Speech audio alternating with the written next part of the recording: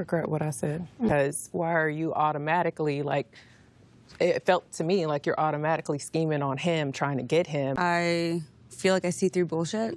So, and my opinion hasn't changed. I don't regret anything that was said or done at all. Roxanne and Lisa are very disheartening, given that they're the oldest participants in the experiment, and their lack of inability to take responsibility for the things that came out of their mouths doesn't make sense. It does not make sense.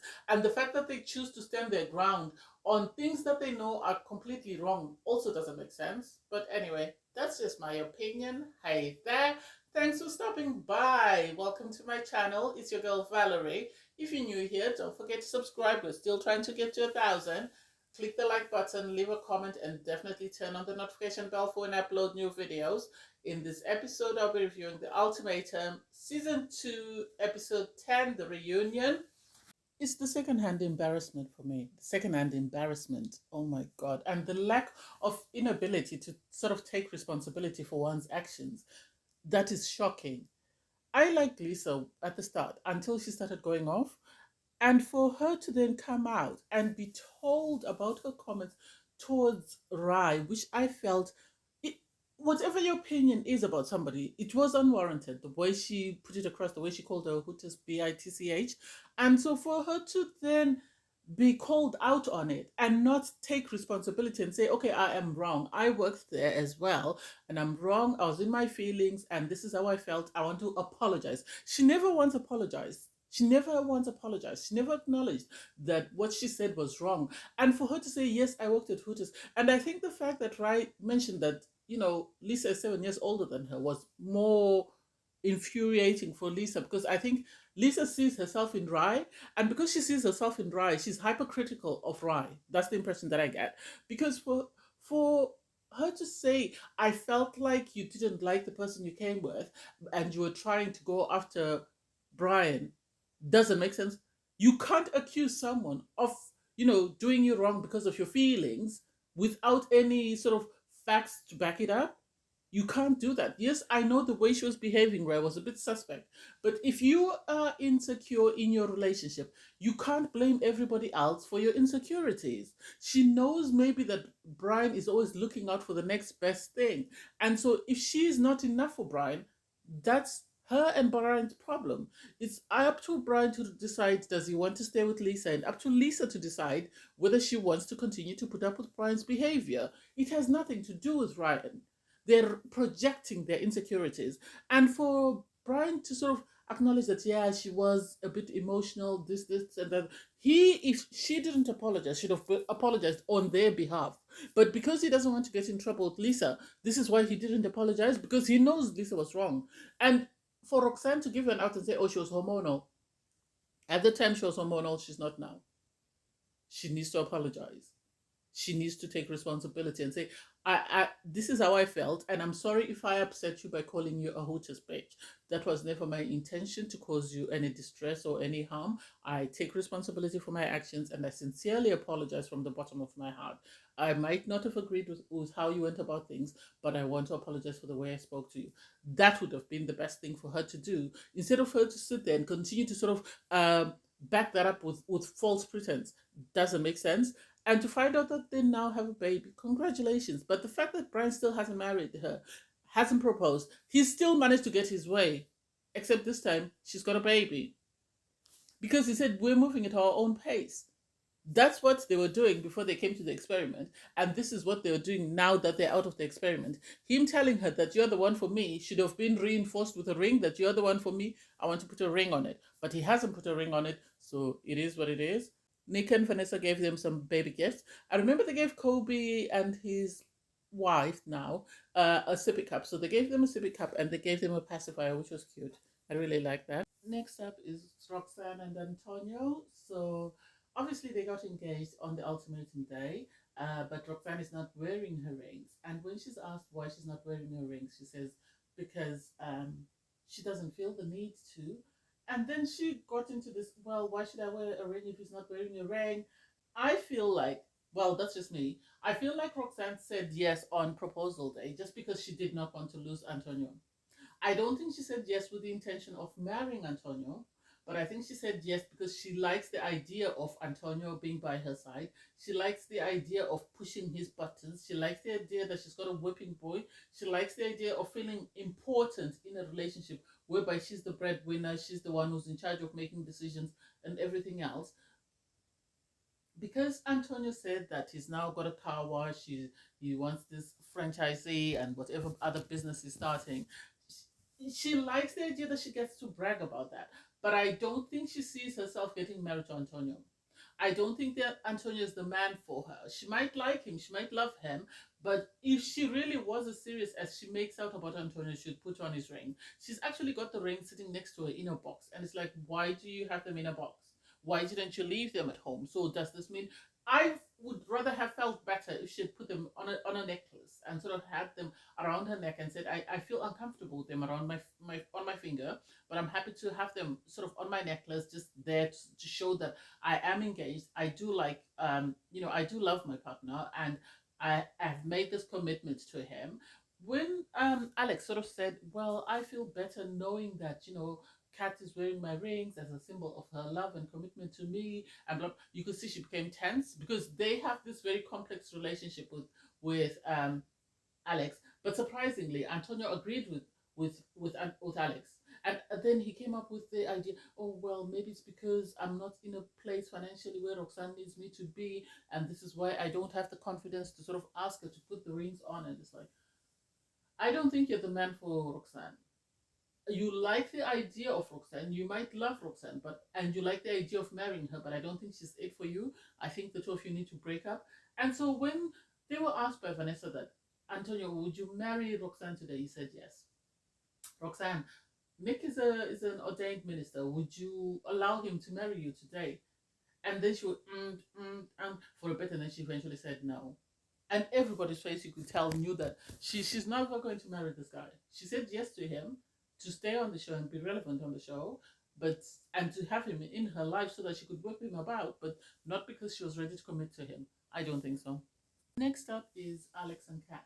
Alex and Kat, I said it in the proposal that I felt like they were the most genuine. I felt that if there was a couple, given the transformation in Alex, we should get married, is Alex and Kat. Alex has got, a magnet to put on the fridge that has a save the date on it, and he's talking about the changes that he's made. He's a completely different man from the man he was coming to the experiment. I think he's realized how intense he was seeing Roxanne. And so for him to say that he's looking forward to getting married, he's looking forward to having children, he's now more supportive of the idea of getting married, this grated Roxanne's nerves. The fact that Alex is happy, I think, is what infuriated her. And so for Kat to then say that she is the one who's sort of holding back and Alex is the one who's wanting to get married and wanting to do it sooner rather than later is something that Roxanne didn't see. And so the idea that Roxanne is now watching Alex have the ideal outcome is something that sort of infuriated her. And the fact that she was sort of calling them out to say, oh, I see BS, the two of you are just playing up. And it's like, they're not. What makes you feel like this is what they're doing? And I like the fact that Alex was quick to take ownership and apologize for his comments about, Roxanne treating Antonio as a whipping boy and sort of, her errand boy and everything else. And Trey said, you should have sort of pinpointed every single thing because I think everybody saw it, that Roxanne treats Antonio as though he's less than, as her whipping boy, as her errand boy, as her person that when she says jump, he jumps and he does everything she wants. So I think had Alex sort of said, I see she treats you as a whipping boy because she does this, then maybe it would have made sense to Antonio. And I think this is what Trey was trying to highlight.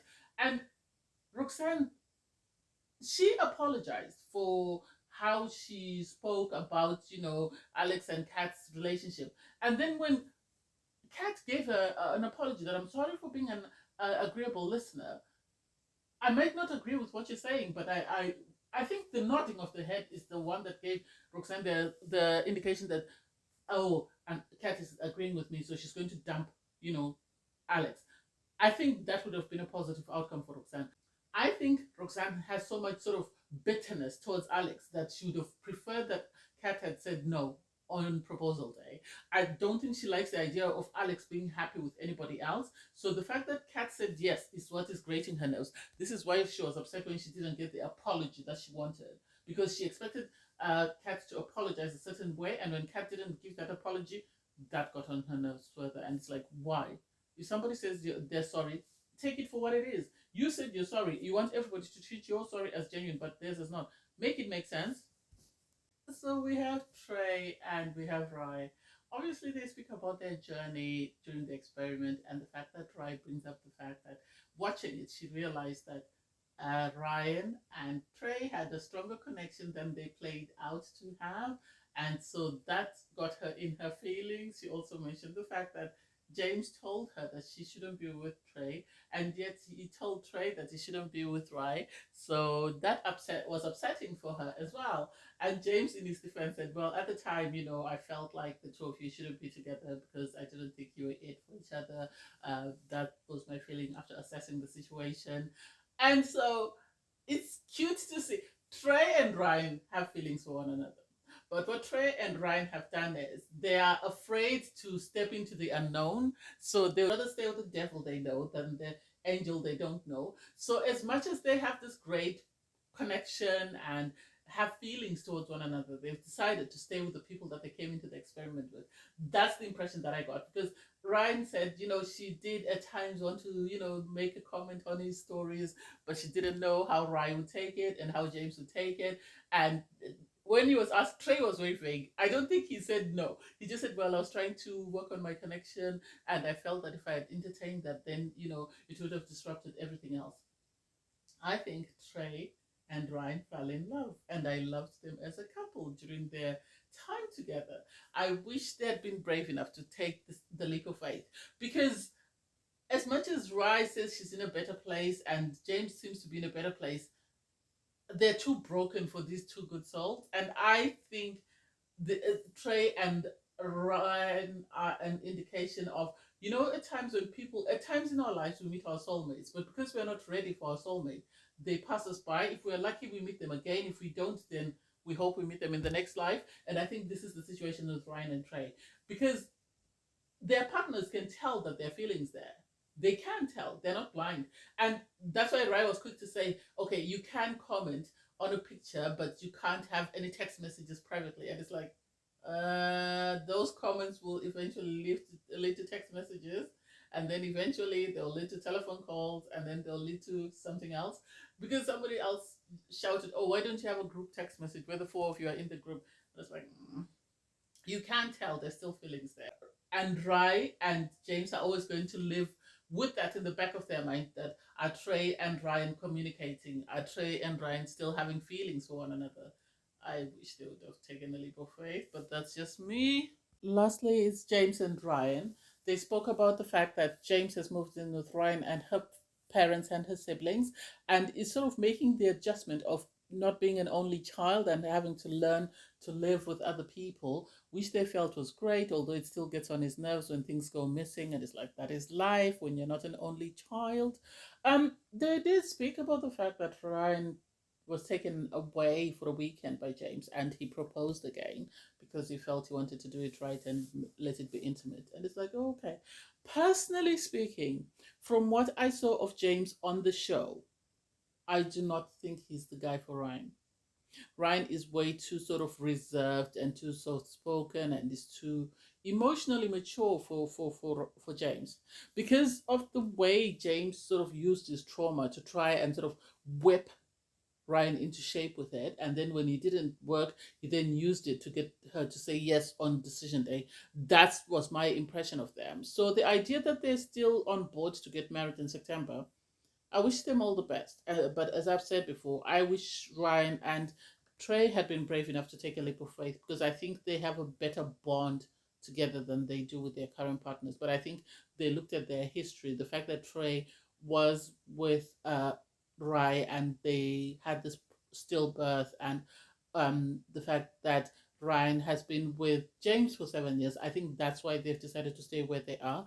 I don't think they should have stayed. I think they should have moved on, because I don't think they're the right partners for them. But if that's what works, hey, to each their own. Um, and then that's the end.